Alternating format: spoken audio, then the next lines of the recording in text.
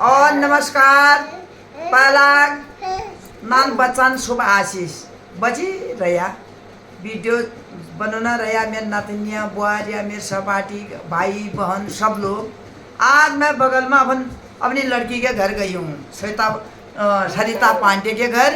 ये बच्चे हैं सभी, मेरे बच्चे भी आए हैं, इनके बच्चे भी हैं, बहुत अच्छा लगता है।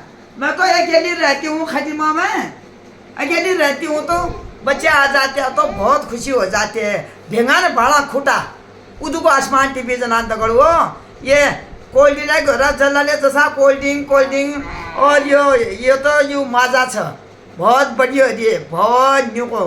हाँ अब छनाई तो गलले छ अब यही छ आदर खादर यही छ ठंडले पड़ा छातिला ना दगड़ वो।